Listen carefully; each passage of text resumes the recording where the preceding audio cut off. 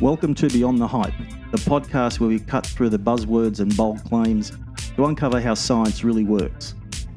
I'm Professor Frank Marino, physiologist, researcher, and someone who spent a career asking hard questions about performance science, fatigue, and the human limits. In each episode, we'll dig into the evidence behind the latest trends in sport, health, and wellness.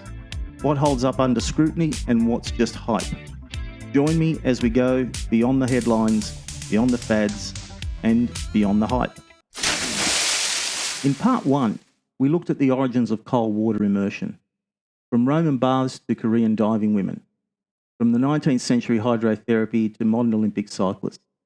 We saw how pre-cooling was tested in the lab to delay fatigue in the heat, including some of the early studies my colleagues and I conducted way back in the 1990s. But cold water immersion didn't stay confined to pre-cooling. It spilt into locker rooms and recovery rooms, and eventually into gyms and spas, and even Instagram feeds. Today, ice baths are everywhere, embraced by elite athletes, weekend warriors, and wellness influencers alike. So how did this happen? And more importantly, does the science actually stack up? First, there seemed to be some kind of locker room revolution. By the early 2000s, cold water immersion had become a recovery ritual in professional sport. That is, after matches, footballers, rugby players, and cyclists were plunging into tubs of icy water.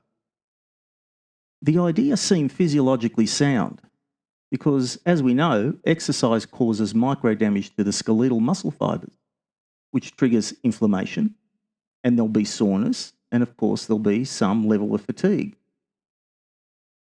Cold water immersion was thought to, for example, constrict blood vessels, which limits the swelling, reduce the tissue temperature and some metabolic stress, and dampen inflammation and blunt pain by slowing down the nerve conduction. The goal was simple: feel better, recover faster, and be ready for the next match or training session. And many athletes said that they did feel better, but feelings don't always tell the full story. In the early 2010s, my lab set out to test the cold water immersion theory directly. In 2011, we undertook a study that looked at cold water immersion after eccentric exercise. If you're not familiar with what eccentric exercise is, basically it's when the muscle is lengthening but still under load or tension. For example, when you're lowering a heavy block onto a table and you can feel the bicep working to help control the movement. That's what we know as eccentric exercise.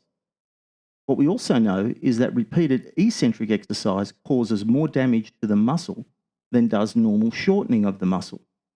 So these repeated bouts will cause more delayed soreness. What we found in this study was that cold water immersion reduced the soreness, but actually didn't speed up muscle repair or the recovery of strength. Following this particular study, we simulated rugby match play in the lab. And what we found was cold water immersion improves short-term recovery of what we know as muscle activation and, again, reduce the soreness. But actually there was no effect on blood markers of muscle damage. We also then followed this up with a simulated team sport in the heat. And cold water immersion cooled athletes quickly and improved immediate recovery. But by about 24 hours later, strength was actually worse than it was with passive recovery or just simple rest. By 2014, we tested cold water immersion among professional rugby players in the field. And what we found was that it reduced fatigue and soreness, but didn't alter the biochemical markers of recovery. So in total, our studies couldn't really pinpoint why athletes felt better, because the results were very mixed. We could not find markers of muscle damage that might have improved with cold water immersion. But interestingly, when we looked beyond the muscles, the limitations were even clearer. In 2015, we showed that while heat training reduced sleep quality, cold water immersion didn't improve it. If recovery is as much about sleep as it is about the sore muscles, then cold water immersion wasn't the magic bullet it was often sold as. At the time, the consistent pattern was this: Cold water immersion makes athletes feel better and gives a short-term boost, but in some cases it may actually interfere with longer-term repair and adaptation.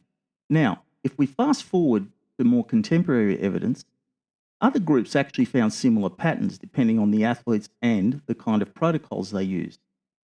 In 2017, a study on competitive endurance runners which completed interval training, followed by cold water immersion at around 10 degrees Celsius for 10 minutes, showed no benefit for the next day 5,000 metre performance, either in soreness or swelling.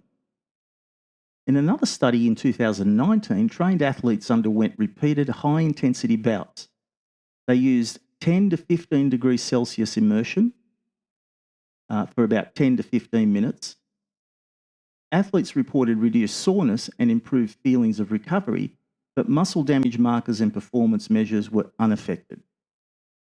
By 2023, cold water immersion studies became more complex and attempted to be a little more practical. For example, team sport athletes, after exercising in 32 degrees, used hand and forearm cooling in water that was about 14 degrees Celsius for about 10 minutes at half time. And they found that cooling reduced the core temperature, lowered the heart rate, and preserved the second half performance. This was actually a positive outcome, and it showed that cold water immersion might have what we now think is a situational benefit, that is, localized cooling in hot conditions. In 2025, resistance-trained athletes performed eccentric exercises of the hamstrings. They then completed daily cold water immersion at about 14 degrees Celsius for 14 minutes across 5 days. And what they found was that they recovered strength faster, reported less soreness, had better flexibility, and showed lower muscle damage markers compared to controls. This, of course, is one of the most recent studies that actually shows potential for cold water immersion as a recovery tool. So the picture remains a little bit mixed. There seems to be clear short-term benefits in some contexts and uncertainty about the long-term adaptation, if indeed there are any. So even the most current studies, along with the previous studies, don't give us much joy in terms of understanding what might be happening at the muscle level if we use cold water immersion as some kind of recovery tool. But the question remains, why does cold water feel so effective, even when the physiology doesn't always stack up?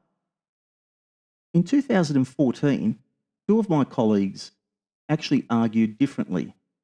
They suggested that recovery isn't just about repairing muscle tissue. It's also about the brain, that is, perception, neural drive, and the regulation of fatigue. They suggested that cold water immersion may act as much on the mind as it does the muscles. In other words, changing perception, lowering the effort, giving the sense of freshness. That certainly explains why athletes and influencers alike swear by it, even when lab measures show modest effect.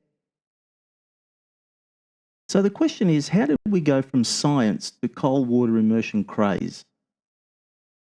Basically, once cold water immersion became part of elite sport, it didn't take long to spill into mainstream wellness. Enter the Iceman, running barefoot marathons in snow, sitting for hours in ice baths, climbing Everest in shorts. His feats turned cold exposure into a spectacle. Then, blending breathing exercises, meditation, and cold immersion became a global brand. Netflix specials, retreats, online courses, celebrity endorsements, and the rest is history. But there was some science. In 2014, a Dutch study showed the Iceman's trainees had a reduced inflammatory response after an endotoxin injection. That is certainly intriguing in a small, highly trained group under lab conditions. But it doesn't mean a morning plunge will cure disease. The genius was turning cold water into identity, resilience, toughness, and even spirituality. But the claims expanded much faster than the evidence. So what does the science actually say about this method? Here is where the evidence stands. Cold water immersion reduces soreness, but rarely outperforms active recovery. There are short-term boosts possible. Long-term adaptation may be blunted. Cold water immersion doesn't seem to improve sleep after heat stress. In fact, it can be detrimental. Further to this, cold exposure alters the immune markers, but it actually hasn't been shown to reduce illness. As far as metabolism is concerned, it activates brown fat, but the calorie burn is really modest. As far as mental health is concerned, there's some evidence to say that it may improve your mood, but the effects are hard to separate from exercise, nature, or even other social factors. At this point, it's worth pausing on the risks, because they're often forgotten. One of the world's leading experts on cold stress is Professor Mike Tipton from the University of Portsmouth in the United Kingdom. In a landmark 2017 review, Cold Water Immersion, Kill or Cure, Tipton and his colleagues described cold water as both hero and villain. On the one hand, it can save lives, treating heat stroke, for example, or occasionally prolonging survival in icy drownings. On the other hand, the dangers are immediate and profound. Cold shock response, a gasp, uncontrollable hyperventilation, strain on the heart, is one potential outcome. There is also something known as autonomic conflict, clashing reflexes that trigger dangerous arrhythmias of the heart. There's also neuromuscular cooling, or rapid loss of muscle function, leading to swim failure. And with repeated exposure, non-freezing cold injury causing lasting pain and sensitivity. Tipton's verdict was blunt. The evidence for harm, the kill, is stronger than the evidence for cure. Cold water immersion can be useful in specific situations, but promoting it as a universal therapy ignores the risk. That theme was echoed in a 2025 letter to the editor, again by Mike Tipton and his colleagues, warning that the very mechanisms that might, in theory, provide benefits could also prove fatal for some individuals. One of the things we need to consider is that not everyone responds to cold water immersion in the same way. In fact, most of us can only last a few minutes in icy water before the cold shock response takes over. There'll be gasping, hyperventilating, loss of coordination, and rapid cooling. On the other hand, there are rare individuals who defy those limits. One of the most remarkable is Lewis Pugh, sometimes called the human polar bear. In 2005, Pugh swam 1 kilometre in Antarctic waters just below 0 degrees Celsius, wearing nothing more than a swimsuit, a cap and some goggles. He finished the swim in 18 minutes with his core body temperature still above 37 degrees. Afterwards, when he got out of the water, his body showed the common after-drop effect.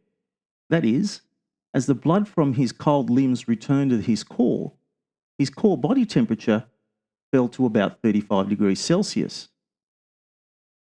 Pugh also completed swims at the northern tip of Spitsbergen in the Arctic Ocean, where the water was just a mere 3 degrees Celsius, and later at Deception Island, where he swam 1.6 kilometres in water that was just somewhere between 2 and 3 degrees Celsius. He lasted over 30 minutes in conditions that would typically incapacitate most people in under 5 minutes. Physiologists studied him very closely because he is unique. What made him extraordinary was something called anticipatory thermogenesis. That is, before each swim, his core temperature would rise to nearly 38.5 degrees Celsius, as if his body had learned to preheat in anticipation of the cold. That gave him a buffer to survive longer in ice water. This seems to be the opposite of what we talked about in part 1, which was pre-cooling. In this case, Pugh was able to preheat. But he didn't do it artificially. In other words, he didn't actually plunge into warm water, preheat himself, then dive into the cold water. He was able to do this innately, which makes him incredibly unique. But here is the key point. Lewis Pugh is the exception, not the rule. His physiology is unusual, perhaps unique, and it came with years of adaptation and training. For most people, sudden immersion in icy water is far more dangerous than it is therapeutic. Pugh's feats may be inspiring, but they underline just how extraordinary and rare true cold tolerance really is. So, where does this leave us? Well, cold water immersion isn't snake oil. It clearly does something. It can reduce soreness, help in the heat, and give a sense of recovery. In some contexts, like halftime cooling in sport, it can make a real difference. But as a universal recovery tool, or as a wellness cure-all, the evidence is far less convincing and the risks are rarely mentioned. In part 1, we saw how cold water immersion was harnessed by science to help athletes manage the heat. In part 2, we've seen how the tool morphed into one of the most hyped recovery and wellness practices of our time. And in our next episode, we'll turn from water outside the body to water inside the body. We'll look at hydration, from plain water to sports drinks, electrolytes, and the billion-dollar industry built around them. What do we really need to drink for health and performance, and how much of it is science and how much of it is marketing and hype? So, next time you see someone posting their ice bath online, remember, cold water might wake you up, but when it comes to recovery and health, the science is far cooler than the hype. I'm Professor Frank Marino, and this has been Beyond the Hype.